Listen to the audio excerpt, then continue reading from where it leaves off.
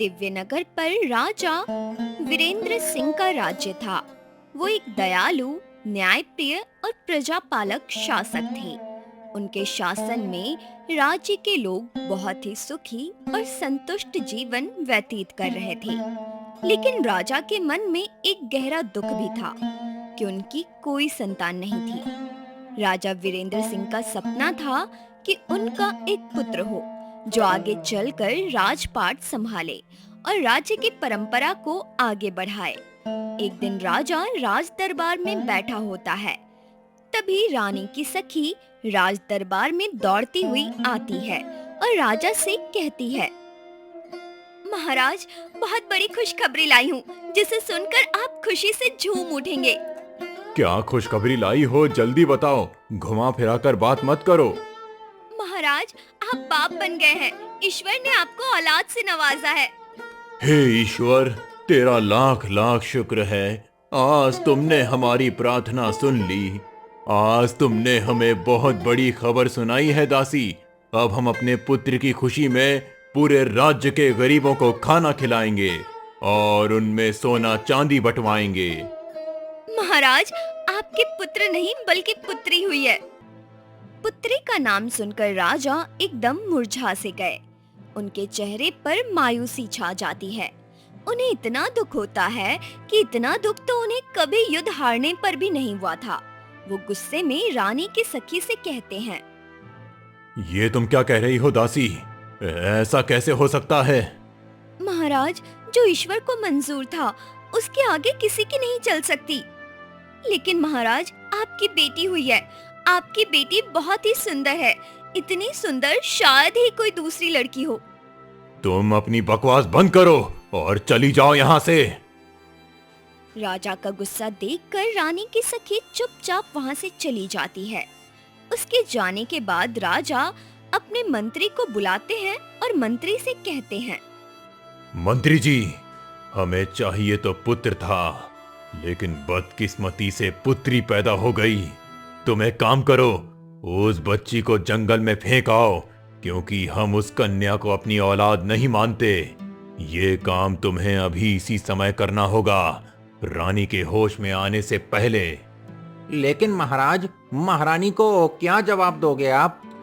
कह दूंगा मृत्यु पैदा हुई थी। अब तुम जल्दी करो, समय मत बर्बाद करो।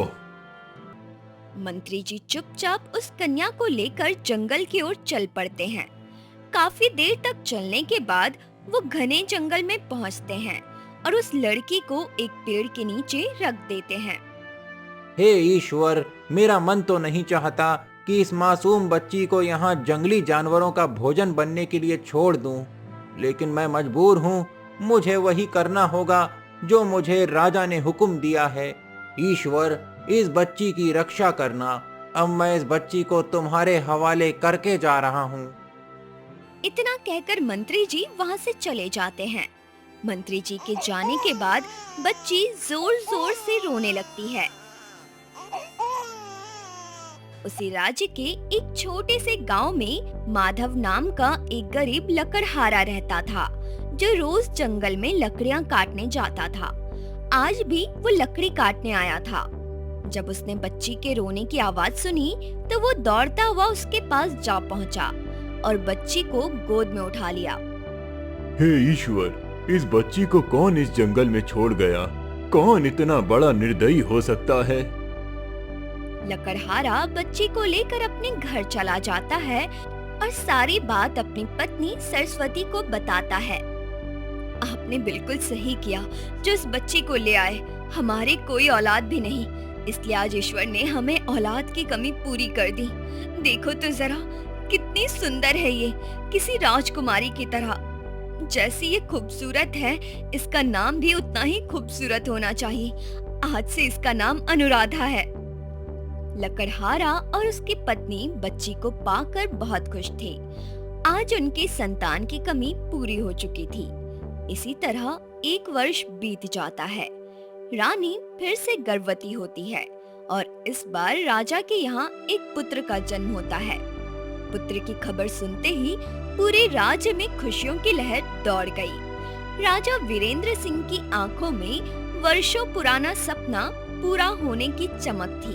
उन्होंने प्रसन्न होकर कहा, आज मेरे जीवन की सबसे बड़ी इच्छा पूरी हुई है। अब दिव्य नगर को उसका उत्तराधिकारी मिल गया है। अब मुझे किसी बात की कोई चिंता नहीं। समय ने फिर करवट ली और देखते ही देखते 20 वर्ष बीत गए। अब दोनों बच्चे जवान हो चुके थे। राजा के बेटे सुमेंद्र सिंह ने गद्दी पर बैठने की चाह में अपने माता पिता को कैद खाने में डलवा दिया था। कभी सपने में भी नहीं सोचा था कि हमारा ही बेटा हमें कैद खाने में डलवा देगा, वो भी सिर्फ गद्दी के लिए। कुछ सालों बाद तो उसे अपने आप ही गद्दी मिल जाती, फिर इतनी जल्दबाजी क्यों? पहले तो उसमें सत्ता का लालच नहीं था, अचानक ऐसा क्या हो गया कि उसे अभी राजपाट चाहिए? ये सब उसकी पत्नी का किया हुआ है। हमने उसका विवाह करके बहुत बड़ी गलती कर दी। विवाह के बाद ही उसके स्वभाव में बदलाव आया। जिस बेटे को हमने इतना लाड प्यार से पाला, जिसके जन्म पर मैंने पूरे 10 गांव में भोज करवाया था, उसी बेटे ने हमें कैद में डाल दिया। अगर आज हमारी पहली संतान जीवित होती तो हमारा ये हाल ना होता। अब ये सब भूल जाओ रानी। बीते हुए दुख को सोचने से कुछ नहीं मिलेगा। दोनों पति पत्नी अपने दुख भरे अतीत और वर्तमान पर बात कर ही रहे थे कि तभी अचानक एक सैनिक अंदर आया। महाराज, महारानी, आपके लिए भोजन लाया हूँ, ये लो, खा लो। सैनिक दोनों को खाना देता है। जब राजा और रानी खाना देखते हैं तो उनके होश ही उड़ जाते हैं। हमारे लिए सूखी रोटी और सादी दाल, क्या अब यही हमारा भोजन होगा? कभी राजमहल में सोने चांदी की थालियों में तरह तरह के व्यंजन परोसे जाते थे, और आज ये हाल है कि हमें कैद खाने में ये रूखा सूखा खाना दिया जा रहा है। क्या यही उस बेटे का इंसाफ है जिसके लिए हमने अपनी जान दांव पर लगाई थी? क्या यही इनाम है उस माँ बाप के लिए जिन्होंने उसके लिए अपना सब कुछ न्यौछावर कर दिया? रानी माँ, कृपया मुझ पर क्रोध मत कीजिए। ये सब मेरे बस की बात नहीं है। मुझे जैसा आदेश मिलता है वैसा ही करना पड़ता है, वरना मेरी अपनी जान खतरे में पड़ जाएगी। सच कहूँ तो मुझे सूखी रोटी और दाल में कोई परेशानी नहीं है। मैं तो इसे हंसते हंसते खा लूंगा, लेकिन जब ये भोजन मैं आपको लाकर देता हूँ तो मेरा दिल भी भीतर से तड़प उठता है। आप जैसी दयालु और महान रानी का ये हाल देखना मेरे लिए किसी सजा से कम नहीं है। अगर मेरी मर्जी चलती तो मैं आपको राजमहल जैसा ही सम्मान और भोजन देता, लेकिन अफसोस मेरी मजबूरी ही मेरी बेड़ियां बन गई हैं। इतना कहकर सैनिक वहां से चला गया। उधर राजा की बेटी जो अब लकड़हारे के घर में रह रही थी, वो बहुत ही खूबसूरत थी। उसकी सुंदरता ऐसी थी कि जो एक बार उसे देख ले अपनी नजरें ही नहीं हटा पाता। लकड़हारे की पत्नी अनुराधा को घर से बहुत कम ही निकलने देती थी। माँ, आप मुझे घर से बाहर क्यों नहीं जाने देती? पिताजी सुबह से शाम तक जंगल में लकड़ी काटते हुए मेहनत करते हैं। मैं भी उनके साथ जाकर उनकी मदद करना चाहती हूँ। उनके साथ काम करूँगी तो उन्हें भी सहारा मिलेगा। आप मुझे हमेशा घर की चार दीवारी में क्यों बांध कर रखना चाहती हैं? नहीं अनुराधा, तू कहीं नहीं जाएगी। घर पर रहकर ही अपने काम कर। और क्या कम काम है इस घर में? हाँ, बर्तन मांजना, झाड़ू पोछा करना, खाना बनाना, सिलाई बुनाई सीखना, ये सब भी तो जरूरी है। तो बाहर जाएगी तो ना जाने क्या मुसीबत खड़ी हो जाएगी। लेकिन माँ, मैं घर में रहकर और क्या करूँ? जंगल की हरियाली देखना, ठंडी हवा में सांस लेना, पेड़ों की छाया में बैठना, पंछियों की चहचहाहट सुनना, ये सब मेरे मन को बहुत अच्छा लगता है। वहाँ जाकर लगता है जैसे मेरी आत्मा को सुकून मिलता है। मैं भी तो इस दुनिया का हिस्सा हूँ। सिर्फ घर की दीवारों तक सीमित रहना मुझे अच्छा नहीं लगता। अनुराधा, तेरी उम्र अब 20 साल की हो गई है। इस उम्र में लड़कियों में इतनी चंचलता ठीक नहीं होती। समाज क्या कहेगा? लोग तेरा नाम लेकर तरह तरह की बातें करेंगे। मैं नहीं चाहती कोई तुझ पर उंगली उठाए। माँ, जब मैं छोटी थी तब भी आपने मुझे बाहर नहीं जाने दिया, हमेशा घर के भीतर ही बंद रखा। कहती थी अकेले बाहर जाओगी तो तेरा नुकसान हो सकता है, इसलिए नहीं जाने देती थी। पर अब तो मैं बड़ी हो गई हूँ, अपनी रक्षा कर सकती हूँ, फिर भी आप मुझे बाहर जाने से रोकती हैं। क्या मैं कभी खुलकर नहीं जी सकती? क्या मैं कभी अपनी मर्जी से हवा में सांस नहीं ले सकती? आखिर तुम मेरी इतनी चिंता क्यों करती हो? तेरी चिंता क्यों ना करूं? तू हमारी इकलौती संतान है। जब तू जरा भी आंखों से ओझल होती है तो मेरा दिल जैसे बैठ सा जाता है। तेरे बचपन से ही मैंने तुझे पलकों पर बिठाकर पाला है। अगर तुझे कुछ हो गया तो सोच हमारा क्या होगा। माँ, जंगल में एक पेड़ है, मैं जब भी उस पेड़ के पास जाती हूँ तो उसमें अजीब सी हलचल होने लगती है। बेटी, तू कभी उस पेड़ के पास मत जाना। वहाँ जाना तेरे लिए खतरे से खाली नहीं है, क्योंकि गांव का कोई भी इंसान उस पेड़ के पास नहीं जाता।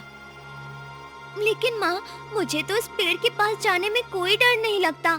मैं तो जब भी उस पेड़ के पास जाती हूँ तो मुझे बहुत अच्छा महसूस होता है। लेकिन आप इतना मना कर रही हैं तो अब मैं कभी नहीं जाऊंगी।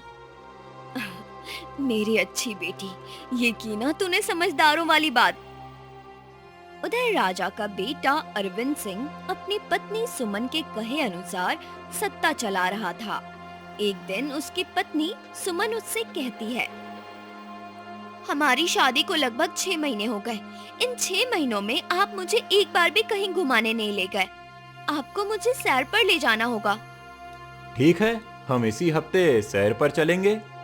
घूमने जाने से पहले हमें तुम्हारे बूढ़े माँ बाप को यहाँ से कहीं और छोड़ना होगा। अगर हमने ऐसा नहीं किया तो वो हमारे पीछे पीछे फिर से राजमहल का कामकाज संभाल सकते हैं, जिससे हमारे लिए बहुत बड़ी मुसीबत खड़ी हो जाएगी। हाँ, ये तुमने ठीक कहा। मैं कल ही उन दोनों को जंगल में छुड़वा दूंगा, जिससे वो दोनों राजमहल ना आ सकें। अगर तुम उन्हें ऐसे ही जंगल में छुड़वा दोगे तो वो फिर से वापस आ सकते हैं। तुम उन्हें जंगल में किसी पेड़ से बंधवा देना, जिससे उन्हें कोई जंगली जानवर खा जाए। हाँ, ये भी ठीक रहेगा। मैं अभी मंत्री को बुलाकर समझा देता हूँ। राजकुमार तुरंत ही मंत्री को बुलाते हैं और मंत्री जी से कहते हैं, मंत्री जी, आज रात तुम मेरे माता पिता को जंगल में किसी पेड़ से बांधकर छोड़ आना, और याद रहे, इस बात का किसी को पता नहीं चलना चाहिए। ये तुम क्या कह रहे हो राजकुमार? अपने माँ बाप को जंगली जानवरों के हवाले करवा रहे हो? उन्होंने तुम्हें कितनी मेहनत और मशक्कत से पाल कर बड़ा किया था, जिससे तुम बुढ़ापे में उनका सहारा बन सको। मंत्री जी, मुझे नसीहत मत दो। जितना आपसे कहा है उतना काम करो, वरना बहुत लोग मंत्री पद के लिए तैयार हैं। मंत्री जी राजकुमार की बात का कोई जवाब नहीं देते और अंधेरा छाने पर राजा रानी को जंगल की तरफ लेकर रवाना हो जाते हैं। मंत्री जी, रात के अंधेरे में तुम हमें कहाँ ले जा रहे हो? राजकुमार ने आप दोनों को जंगल में छोड़ने के लिए कहा है। उन्होंने कहा है कि मैं आप दोनों को जंगल में किसी पेड़ से बांध दूं, जिससे आपको कोई जंगली जानवर खा जाए और आपका काम तमाम हो जाए, और फिर कभी आप दोनों राजमहल वापस ना लौट सकें। महाराज, मुझे माफ कर देना, मैं मजबूर हूँ। मुझे यही करना होगा। मुझे राजकुमार का हुक्म मानना ही होगा, जैसे 21 वर्ष पहले आपका हुक्म माना था। कुछ ही देर में मंत्री जी राजा रानी को लेकर जंगल में पहुंच जाते हैं। महाराज ने तो आपको पेड़ से बांधने का हुक्म दिया था, लेकिन मैं आपको पेड़ से नहीं बांधूंगा। आप यहाँ से कहीं चले जाओ, क्योंकि आपका बेटा आपकी जान का दुश्मन है। आप कभी राजमहल वापस आने की कोशिश मत करना। आप लोग अगर वहाँ गए तो मार दिए जाएंगे। मंत्री जी, मैं समझ गया। मुझे मेरे कर्मों का फल मिल रहा है। तुम जाओ, हमारी चिंता मत करो। अब ऊपर वाला ही हमारा मालिक है। मंत्री जी राजा और रानी को उसी पेड़ के नीचे छोड़कर चले जाते हैं, जिस पेड़ के नीचे वो कभी राजा की पुत्री अनुराधा को छोड़कर गए थे। मंत्री जी के जाने के बाद रानी राजा से कहती है, ये मंत्री जी क्या कह रहे थे? 21 वर्ष पहले उन्होंने आपका कौन सा हुक्म माना था? ना जाने मंत्री जी किसकी बात कर रहे थे, मैं खुद कुछ समझ नहीं पाया। अब हमें यहाँ से निकलना होगा, वरना जंगली जानवर हम पर हमला कर देंगे। हमें कोई सुरक्षित जगह तलाश करनी होगी। मैं यहाँ से कहीं नहीं जाना चाहता, रात यहीं बिताना चाहता हूँ। ये पेड़ मुझे जैसे अपनी ओर खींच रहा है। दोनों पति पत्नी आपस में बात कर ही रहे थे कि तभी पेड़ के अंदर से आवाज आती है। जैसा राजा वैसा ही उसका बेटा। 21 साल पहले राजा ने जो किया था, अब राजा का बेटा भी वही कर रहा है। अच्छा हुआ, अच्छा हुआ।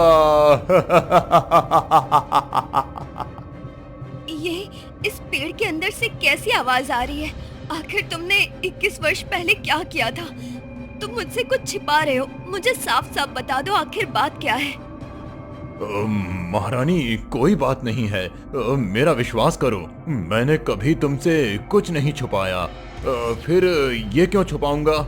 ये जंगल है, यहाँ तो ना जाने कैसी कैसी आवाजें आती हैं। तुम खामा परेशान हो रही हो, अब तुम आराम कर लो। सुबह हमें रहने के लिए कोई ठिकाना ढूंढना होगा। राजा और रानी उसी पेड़ के नीचे लेटकर सो जाते हैं। उधर अनुराधा जबरदस्ती अपने पिता के साथ लकड़ी कटवाने के लिए जंगल चल देती है।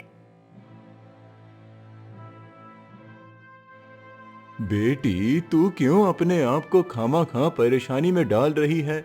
अगर तू मेरे साथ जंगल में ना भी जाती तो कोई बात नहीं थी। मुझे तो लकड़ियां काटने में बहुत समय लग जाएगा।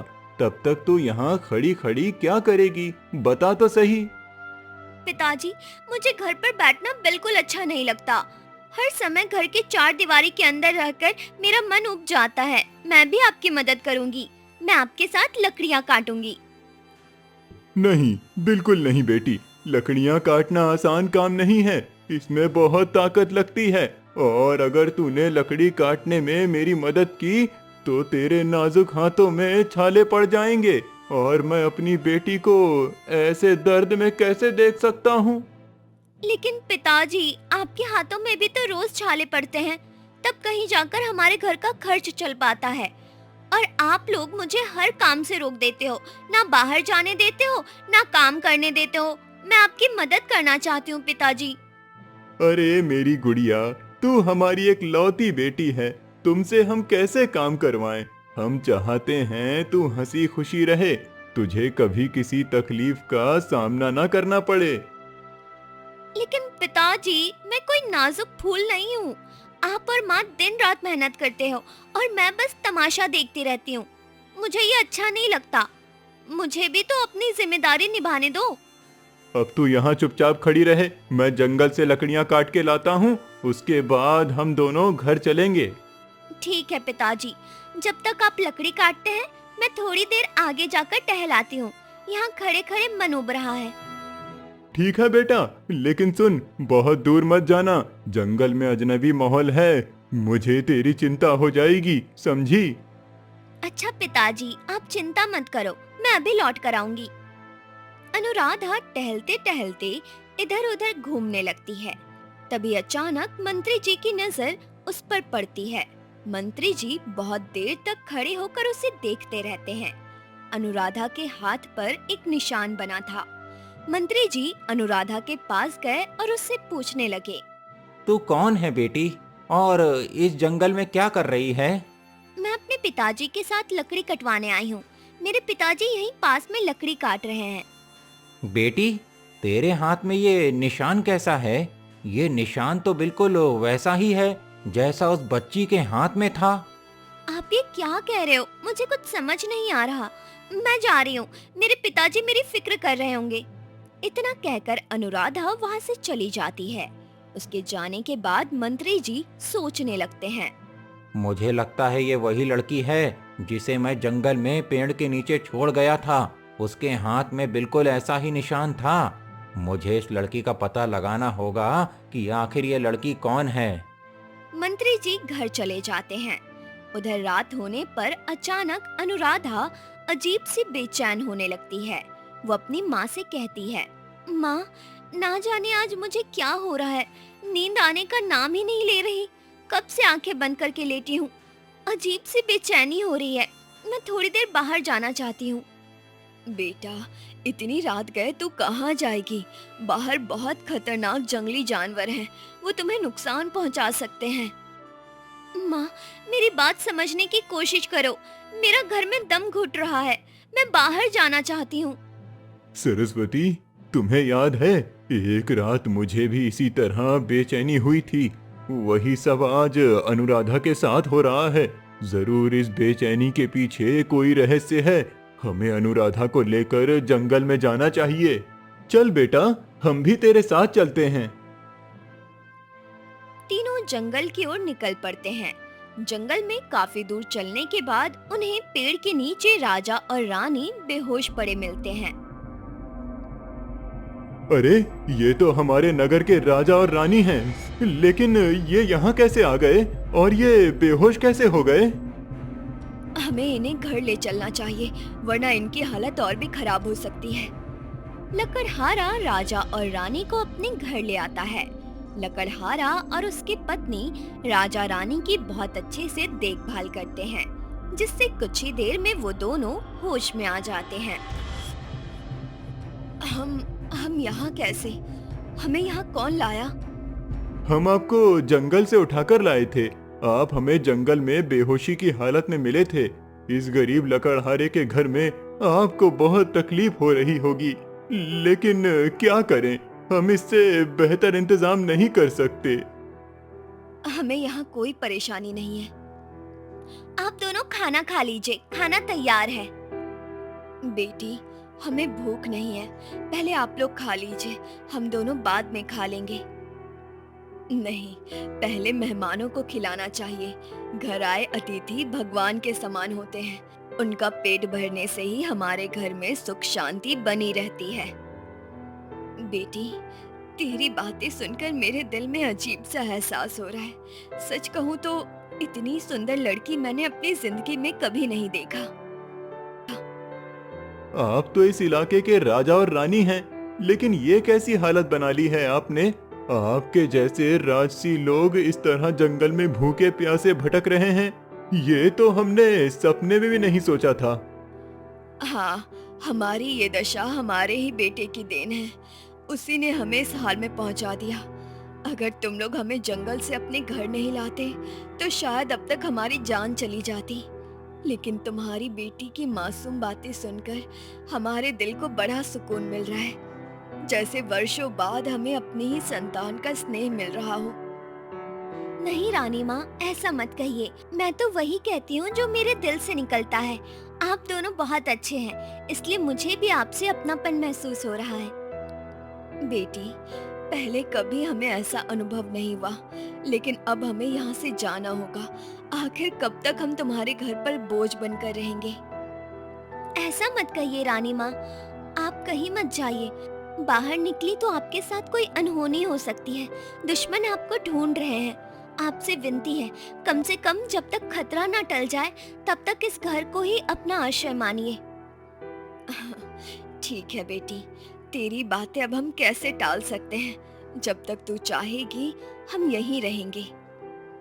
उधर राजा रानी को घर से निकालने के बाद राजकुमार बहुत ही बीमार हो जाते हैं। वो एक ऐसी बीमारी में मुतबिला हो जाते हैं जिससे बचना मुश्किल था। शायद अब मैं नहीं बचूंगा। बीमारी ने पूरे शरीर पर कब्जा कर लिया है। ये सब पाप का फल है। 21 साल पहले आपके पिता ने पाप किया और अब आपने। प्रकृति पाप का दंड अवश्य देती है। ये सब क्या कह रहे हो मंत्री जी? मैं जो कह रहा हूँ वो सच है। 21 साल पहले तुम्हारी माँ ने बेटी को जन्म दिया था।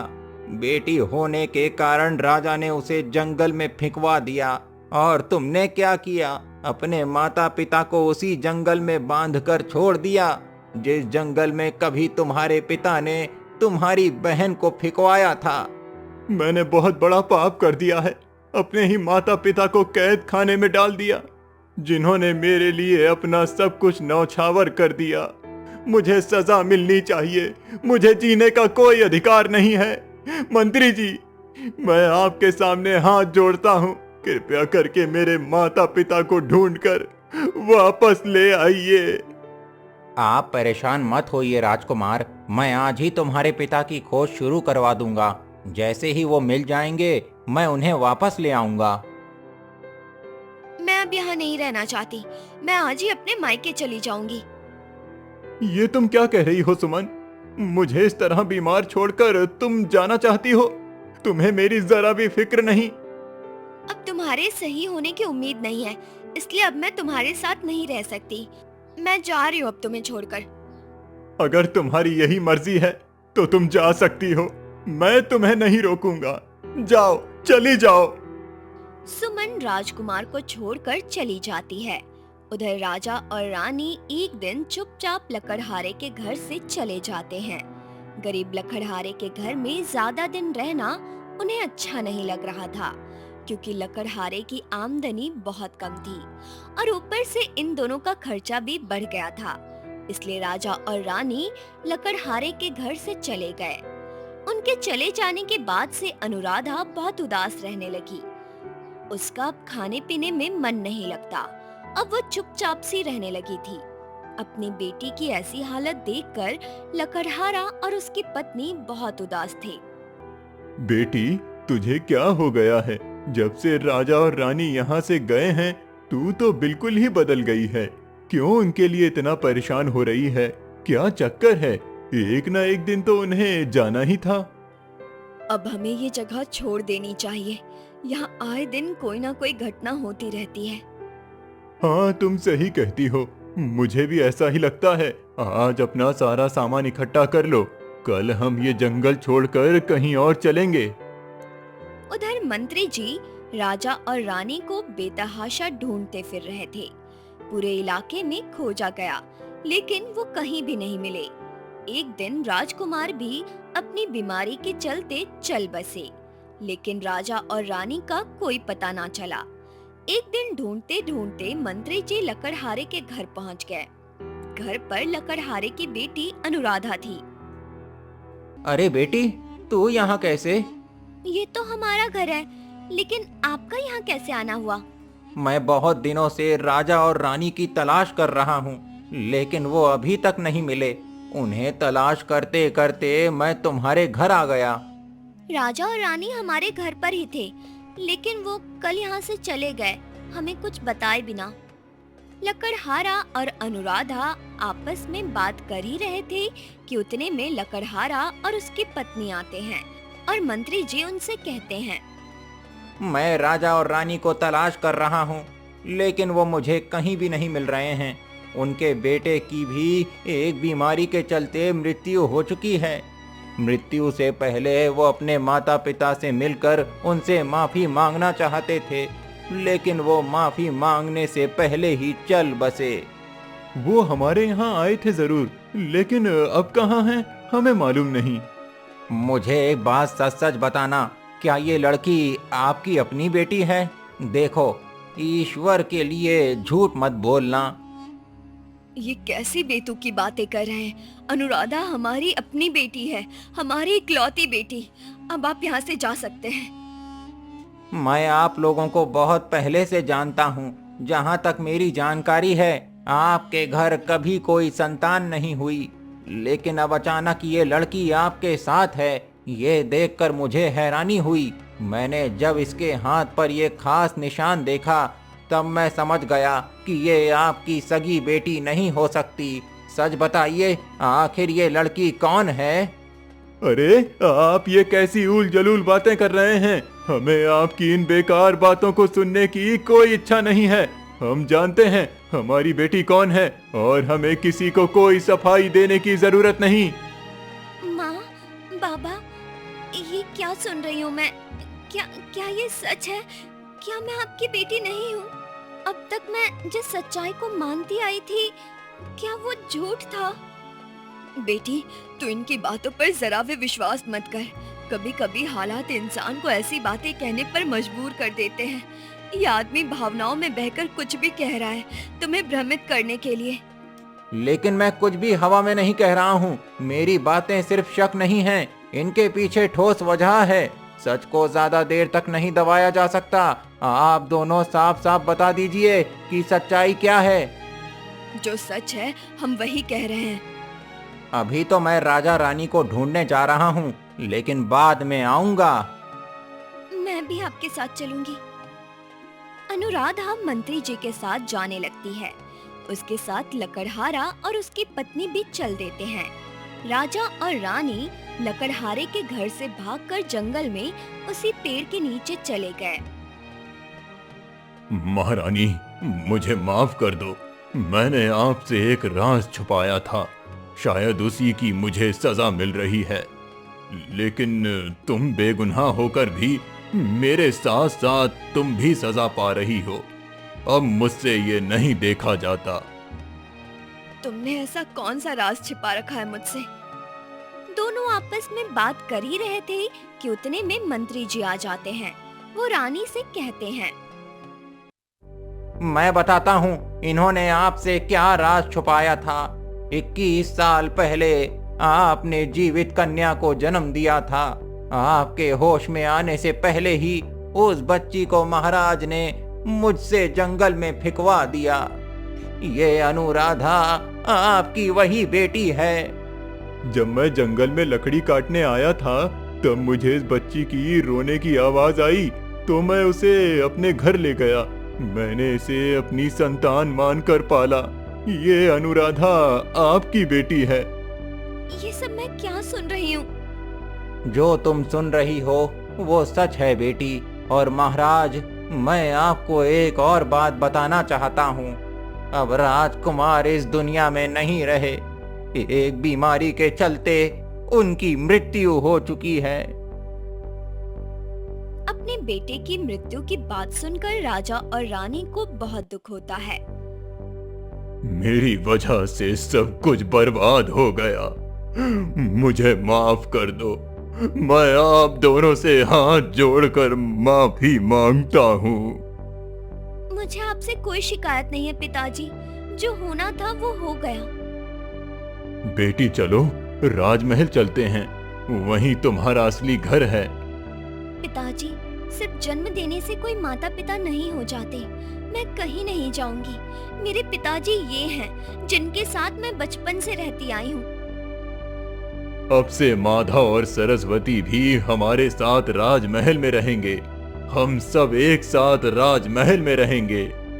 सब लोग राजमहल में सुख और शांति से जीवन बिताने लगे। बेटी अनुराधा को पाकर राजा और रानी बहुत खुश थे।